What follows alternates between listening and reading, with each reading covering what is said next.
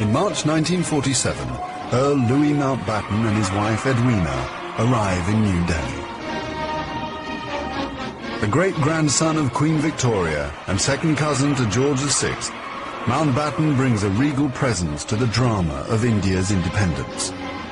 As the last viceroy, he bears responsibility for India's fate. 2nd of April, 1947.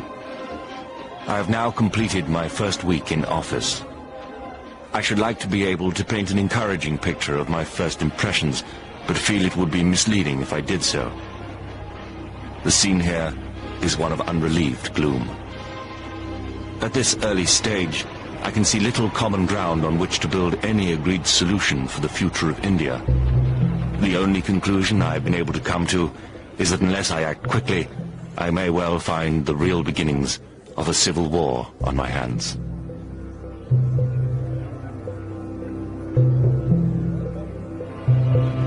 By May, attempts to create a unified India have failed. Gandhi retreats from political life. Muhammad Ali Jinnah, leader of the Muslim League, and Jawaharlal Nehru of the Indian National Congress concede to divide India. Fearing a total loss of control, Mountbatten brings forward the transfer of power to August. Two nations will be created by partition, a secular India and a new homeland for India's Muslims, Pakistan. Independence, Nehru addresses the people of India. Long years ago, we made a tryst with destiny, and now the time comes when we shall redeem our pledge.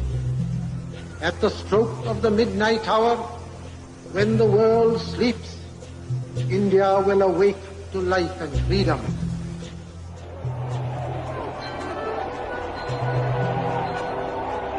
The 15th of August, 1947.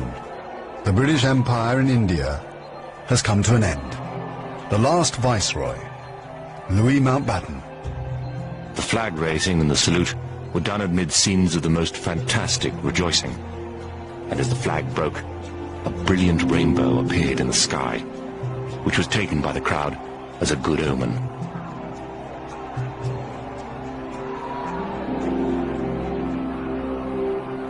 Qasim Muhammad. On the 15th of August came freedom. The freedom to burn, loot and murder. While Delhi and Karachi were celebrating, central Punjab was burning.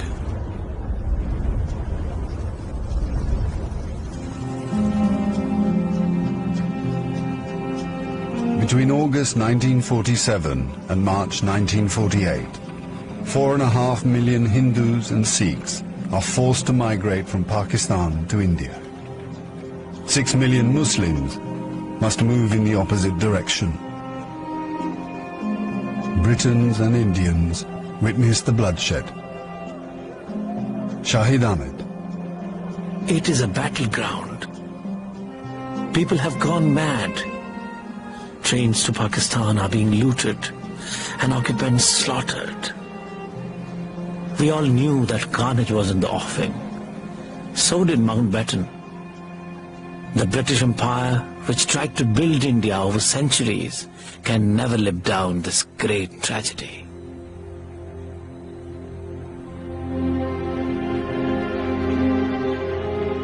Lieutenant Colonel Hubert Boyd Hudson. The sight from the air was awe-inspiring. In this chaos, millions of refugees were struggling to get to India or Pakistan. Thousands of others were doing their best to prevent them, murdering them by the hundred. But death is nothing.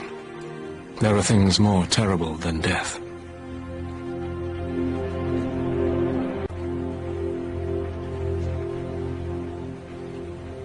$10 million people are displaced in the partition of India. 1 million are dead.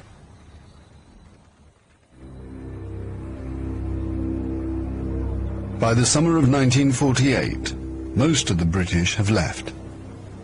Hubert Boyd Hudson has been in India for 15 years. India is full of ghosts. Houses I have lived in, now inhabited by Indians, remind me of the days which will never come again. When the Viceroy drove past with a cavalry escort in red coats. I have seen the greatness of the British in India, but now it is all ended, and we are the last to leave, the few who are trying to tidy up the mess which the sudden splitting of an old empire has caused. Britain has lost its greatest imperial possession.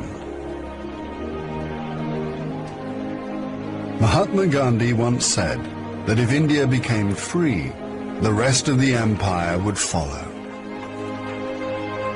In the next 10 years, the fire of India's independence will spread around the globe, from the Middle East to Africa.